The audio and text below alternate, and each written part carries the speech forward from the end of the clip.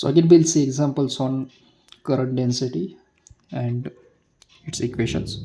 So here the question is current density is given by J as 100 cos theta divided by r square plus 1 along r direction. यानी कि जो current density है it is along r direction. So the first question is total current that flows through the spherical cone. Again they have given us a spherical cone यानी कि जो coordinate system है वो spherical होगा with are constant 3 है, theta 0 to pi by 6 और phi है 0 to 2 पाई. तो सबसे पहले तो ये क्वेश्चन हम सॉल्व करेंगे as we have to find current. So the equation will be surface integral J bar dot D S bar.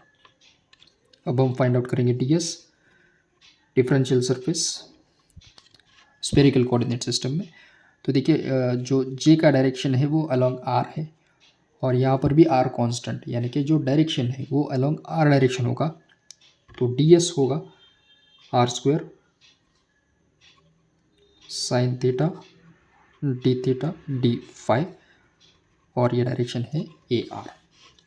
Okay, अगर यहाँ पर डायरेक्शन थीटा के अक्रॉस होता तो ये ए थीटा और ये इक्वेशन चेंज हो जाता. सिमिलरली अगर फाई होता तो ए फाई आ जाता. अब हम डॉट प्रोडक्ट लेंगे J bar dot D s का. तो जे बार है 100 cos theta by r square plus 1 with a r dot ये वाला टर्म है r square sine theta d phi into a r. So a r dot a r 1 होता है. सो इसका जो प्रोडक्ट है वो आ जाएगा 100 are square sine theta cos theta by r square plus 1 into d theta d phi. So this is our dot product. अब हम इसको इंटीग्रेट करेंगे. इंटीग्रेट हमें करना है अक्रॉस थीटा और फाई. तो ये इक्वेशन आ जाएगा I is equal to first integral along theta. Theta दिया है देखिए 0 टू पाई बाई 6 और सेकंड इंटीग्रल अलॉन्ग फाई है जो है 0 to 2 pi. This is 100 are square sine theta ये cos theta R square plus 1 D theta और D phi. अब जो टर्म कांस्टेंट है उसको हम इंटीग्रेशन के बाहर निकालेंगे. तो इंटीग्रेट करना है थीटा और फाई के अक्रॉस. तो ये आर स्क्वायर का जो टर्म है वो कांस्टेंट होगा. So will take it outside. Will write 100 into are square by r square plus 1 into first integration along theta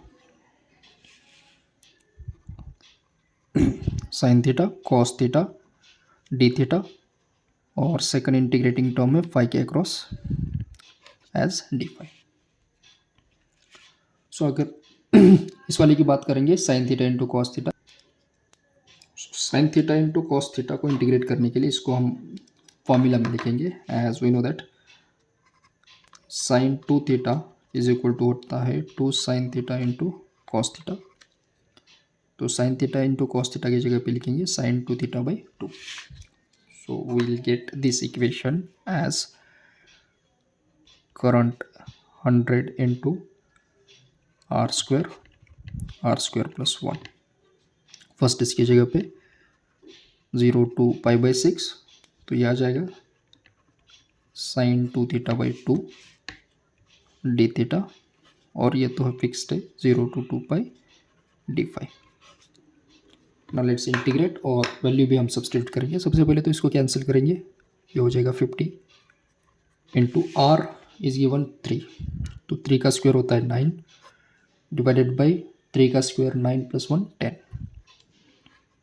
into sine 2 theta का इंटीग्रेशन होता है minus cos 2 theta by 2 with the limit 0 to pi by 6 और D phi का integration है 5 again 0 to 2 pi. So let's cancel this out. देखिए ये और ये हो जाएगा कैंसिल. 10 फाइव ज़ा 50 होता है और 9 इंटू 5 होता है 45 डिवाइड बाई 2 इंटू इस वाले टर्म को लिखेंगे minus cos 2 pi by 6 minus minus plus cos of 0 और ये है 2 पाई माइनस 0 यानी 2 pi. So 45 by 2 as it is इस वाले टर्म को देखिए, ये हो जाएगा cancel. So left with cos pi by 3 plus cos of 0 जो कि 1 होता है इंटू है 2 पाई। अब हम कॉस पाई बाई 3 की वैल्यू लिखेंगे जो कि है 0.5 यानी कि 1/2। तो ये आ जाएगा 45/2 into minus 0.5 plus 1 into 2 pi. सो अगर हम इसको मल्टीप्लाई करेंगे, ये तो प्लस 0.5 आ जाएगा इन दोनों का difference. So will write plus 0.5 into 2 into 3.14 into 45 और इसको डिवाइड करेंगे 2 से। So will get the result 70.65 यानी कि the current that flows through this surface will be 70.65 ampere. तो ये तो आ गया इसका मैग्नीट्यूड। सो ये हो गया answer of our first question. I hope you are getting it. Similarly will go for second question. अब second question is quite interesting. The question is what would be J average, यानी current density यहाँ पर पूछा है।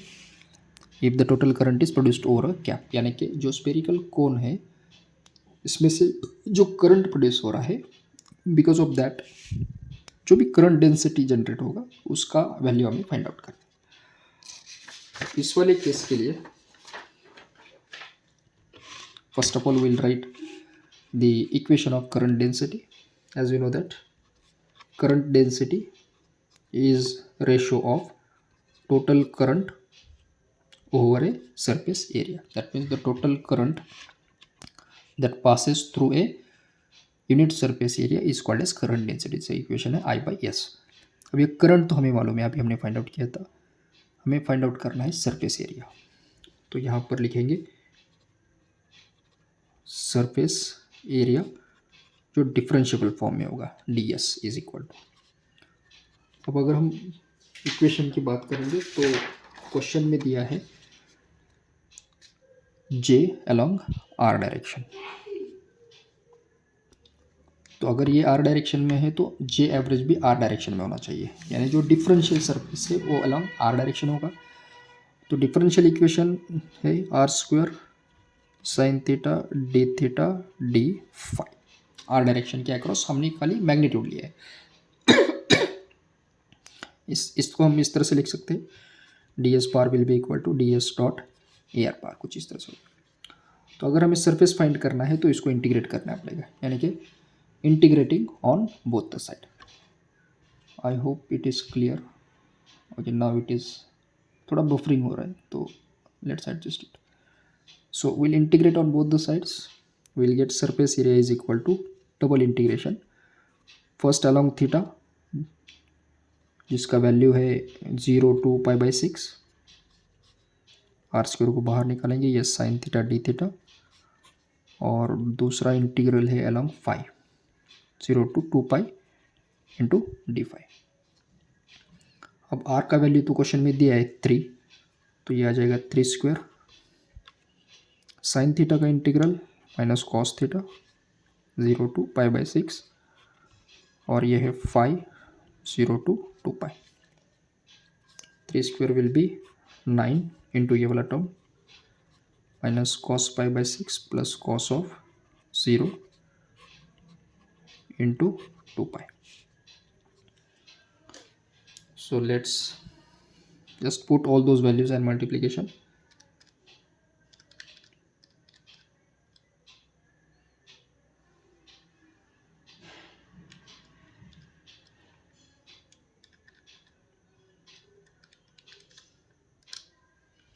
तो ये हमें मिलेगा 7.57।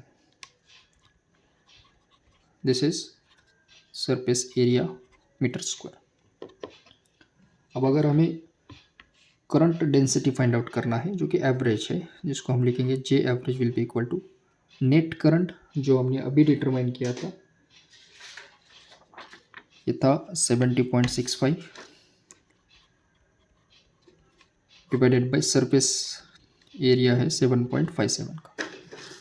सो इन दोनों को डिवाइड करेंगे तो मिलेगा हमें जे एवरेज।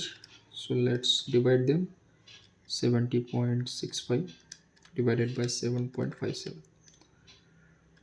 तो ये आ जाएगा 9.33।